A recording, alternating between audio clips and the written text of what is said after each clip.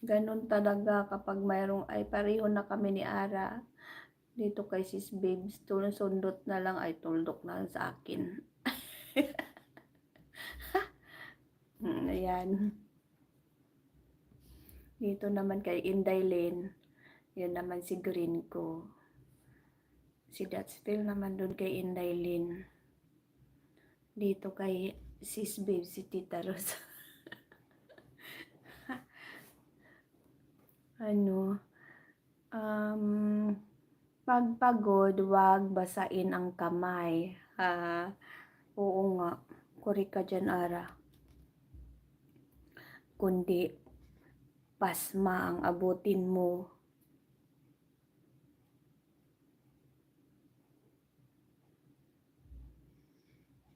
Ang problema, may kulang sila materials, wala pa silang Velcro.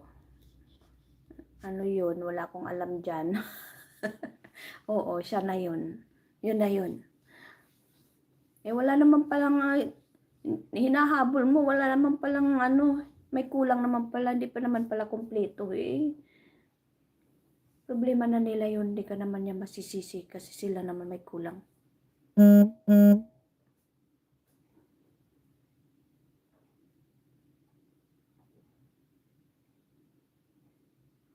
Yun na nga, masarap pa naman kumain na nakakamay. Oo. Kaya lagaan din ang mga kamay. Lahat yan.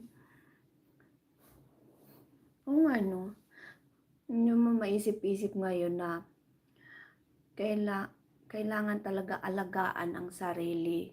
Kasi biro mo, pag tumanda ka na, akalain mo hindi ka makakita kung wala kang salamin. O, di ba ganun? Kaya dapat alagaan talaga bawat isang parte nitong katawan natin. Lahat yan, yung buong katawan natin. Di ko dinala ang Velcro. Kinakain ba? Ay, ano yun? Natatawa naman ako sa fork and spoon gamitin natin. Yung Velcro, yung tinatawag nila magic zipper. Yung dumidikit.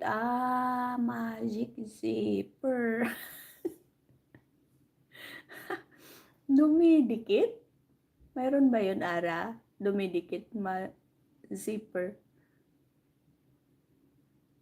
Wala talaga akong alam.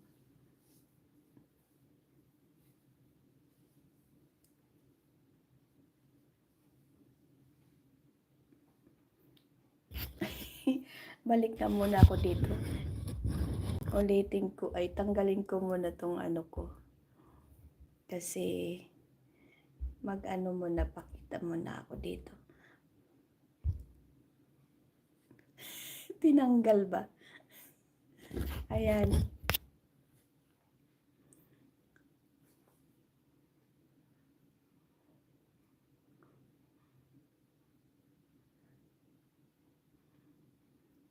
Hi, Ate Jinx TV. Thank you.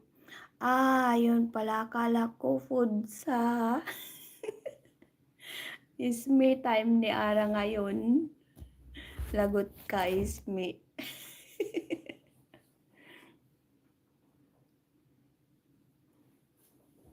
Tingnan niyo yung saging ko, guys. Ang saging ko nag-iba na ang kulay. O, dadalawa na lang. Ganyan na ang Yan. Iniisip ko kung anong dyan. Anong gagawin na. Maggawa na naman akong pancake. Thank you, Uncle